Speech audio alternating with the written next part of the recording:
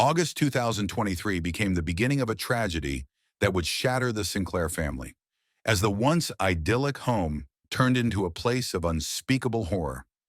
The cause, a father's secret obsession with his son's best friend, which spiraled into a deadly encounter that no one could have predicted. The Sinclair family was well known in their small town. David Sinclair, 50 years old, was a successful businessman running a company that had been in his family for generations. He was admired by many for his charm and generosity. His wife, Margaret, 48 years old, was equally respected, known for her work in the community, organizing charity events, and always lending a helping hand to those in need. Together, they seemed like the perfect couple, living in a grand old mansion that had been passed down through the family for years. They had two children. James, 22 years old, had recently graduated from college and was starting to work at his father's company. He was handsome, smart, and hardworking, just like his father. Emily, 19 years old, was studying fine arts at a prestigious college. She was creative and kind, always finding beauty in the world around her. The family seemed to have everything: wealth, status, and happiness. But there was someone else who was almost like part of the family. Sarah Thompson, 21 years old. She had been James's best friend since they were little kids. Growing up next door, Sarah spent most of her childhood at the Sinclair mansion. She was beautiful, with long dark hair and bright green eyes. Sarah was smart too, studying architecture at a top university. The Sinclairs loved her like a daughter, and she loved them like her own family. For a while, it seemed like the Sinclair family had found the perfect balance. Sarah would come over often, working on her school projects in their big, cozy library. David would sometimes offer her advice, guiding her through her studies.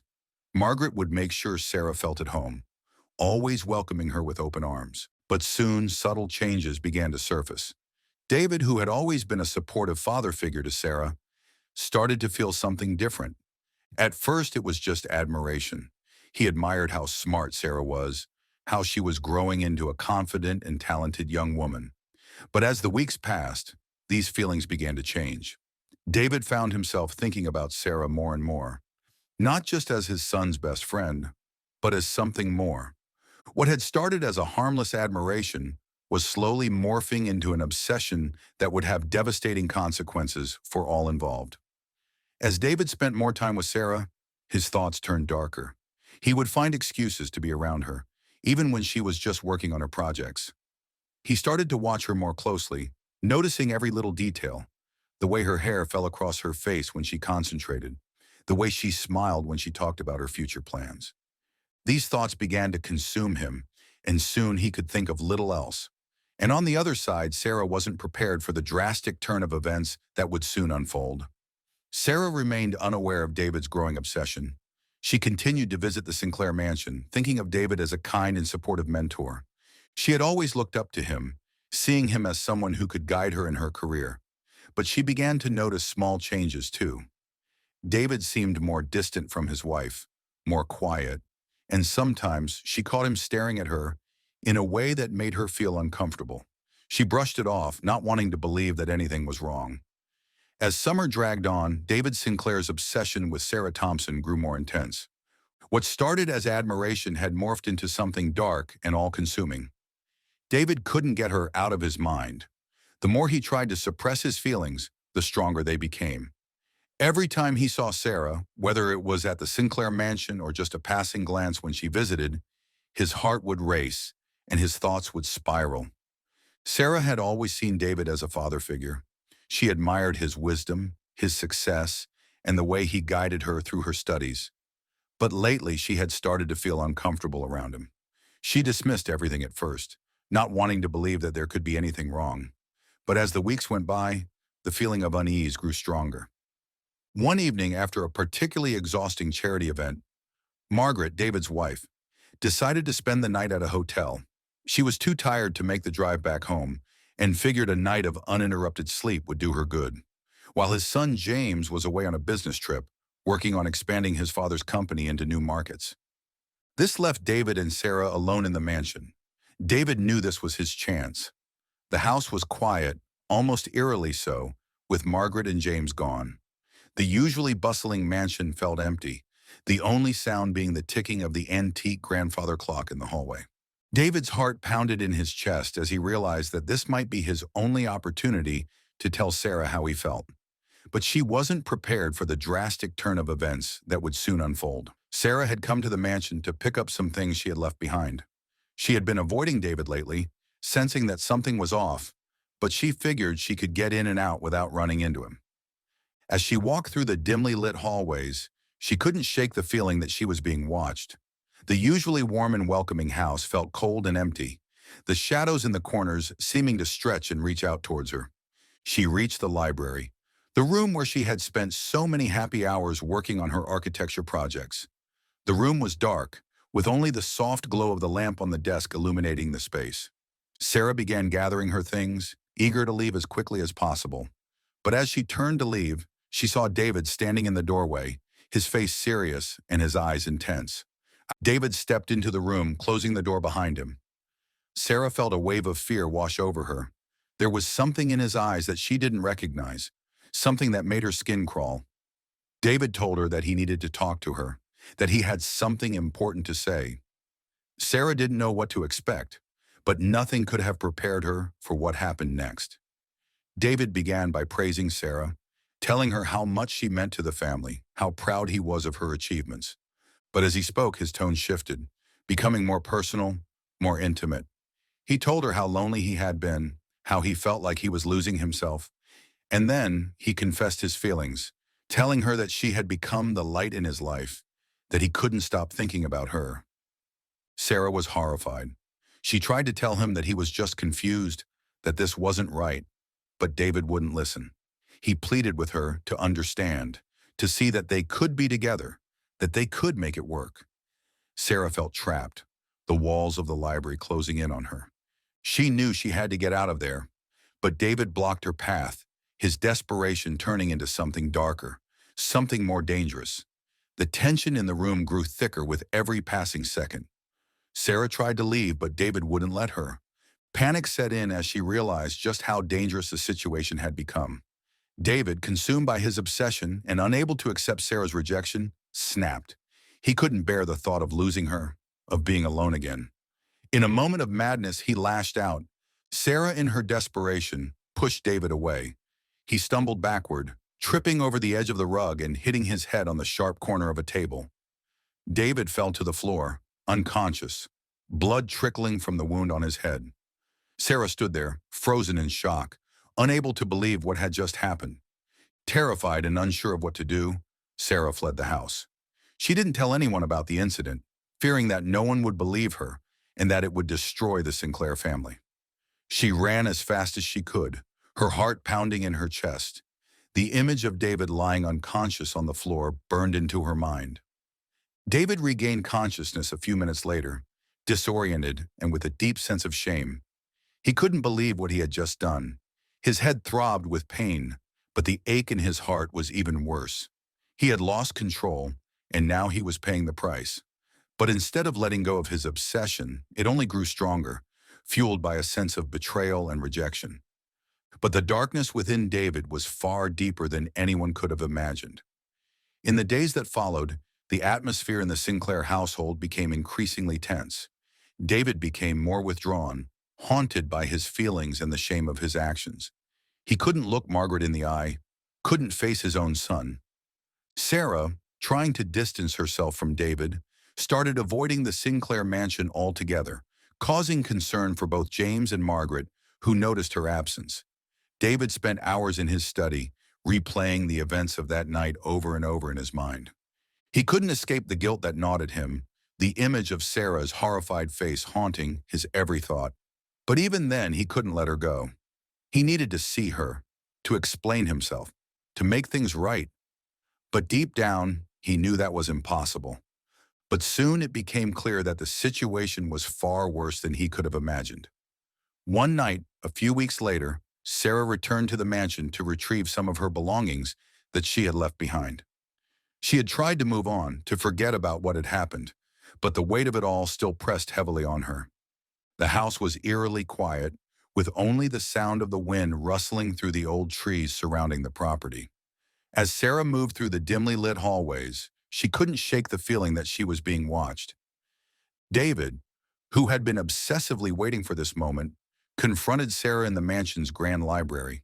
His demeanor was unhinged, his eyes filled with a mixture of longing and madness.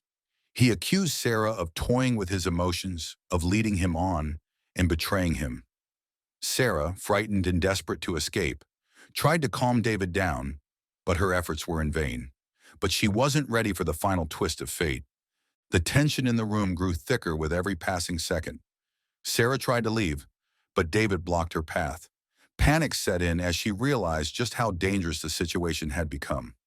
David, consumed by his obsession and unable to accept Sarah's rejection, snapped. In a moment of madness, he lashed out, grabbing an antique vase from the mantelpiece and striking Sarah with it. The impact was deadly. Sarah crumpled to the floor, her life snuffed out in an instant. David, who, now faced with the horror of what he had done, could barely comprehend the reality. He stared at Sarah's lifeless body, his mind racing with fear, guilt, and regret. He knew there was no way to undo what had happened, but his thoughts turned to covering up the crime, to hide the truth of his obsession and the tragedy it had caused. But even then, David had no idea of the chaos that would follow. He quickly began to clean up the scene, wiping away the blood with trembling hands. He knew he had to make it look like an accident. He arranged Sarah's body to make it appear as though she had tripped and fallen, hitting her head on the edge of the fireplace. It wasn't perfect, but it was all he could think of at the moment. He had to act fast before anyone else came home. As David worked, his heart pounded in his chest. He couldn't shake the feeling that someone was watching him, that the walls of the mansion were closing in on him. The once grand and beautiful house, with its tall ceilings and elegant furniture, now felt like a trap. Every creak of the floorboards, every gust of wind rattling the windows, sent shivers down his spine. But he also feared what might happen next. As dawn broke, the reality of what he had done settled in. Margaret, due to return home soon, would find out. David knew he had to be ready. He went upstairs to his bedroom, washing the blood from his hands with trembling fingers. He scrubbed at his skin until it was red and raw, but no amount of washing could cleanse the guilt that clung to him. He changed into clean clothes, trying to compose himself, but his reflection in the mirror revealed the truth. His eyes were wild, his face pale, and his hands shook uncontrollably. He knew Margaret would be home soon. The thought of facing her filled him with dread. How could he look her in the eye after what he had done? How could he keep up the facade of the loving husband, the successful businessman, when inside he was falling apart? The mansion, with its grand rooms and elegant decor, now felt like a prison, its walls closing in on him, suffocating him with the weight of his secrets. But she wasn't prepared for the drastic turn of events that would soon unfold. When Margaret finally arrived, she was exhausted from her long night at the hotel. She parked her car, a sleek black Mercedes-Benz, in the driveway and walked up the steps to the front door. The mansion was still and quiet, as it often was in the early morning.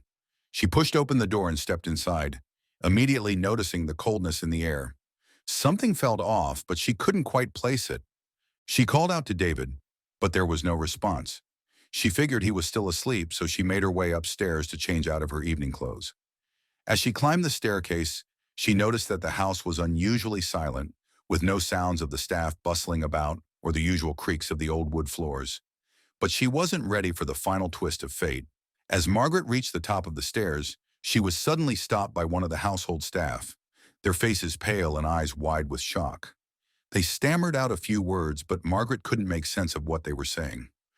All she could understand was that something terrible had happened in the library.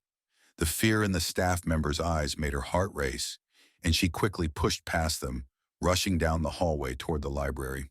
The door to the library was ajar, and as Margaret stepped inside, the scene that greeted her was one of pure horror. Sarah was lying on the floor, motionless, her blood pooling around her head. The antique vase that had struck her lay, shattered nearby, its once beautiful porcelain now stained with dark red. Margaret let out a scream that echoed through the halls of the mansion, a sound filled with pure, unadulterated terror. David was by her side in an instant. He had heard her scream and had come running, his heart pounding with fear. He wrapped his arms around Margaret as she sobbed uncontrollably, her body shaking with grief and shock. But even as he held her, David felt the crushing weight of his guilt pressing down on him. He had caused this. He had taken Sarah's life, and now he was watching his wife fall apart because of it. The police arrived shortly after Margaret's discovery, turning the once peaceful mansion into a chaotic crime scene. Yellow tape was strung up around the library, marking off the area where Sarah had fallen. Detectives began their investigation, carefully piecing together the evidence, trying to understand what had happened. David was interviewed, his story rehearsed in his mind, but he couldn't shake the fear that they would see through his lies. He told them that he had found Sarah that morning, claiming that he had no idea how she had died. He played the part of the grieving father figure, his voice shaking with what he hoped sounded like genuine emotion.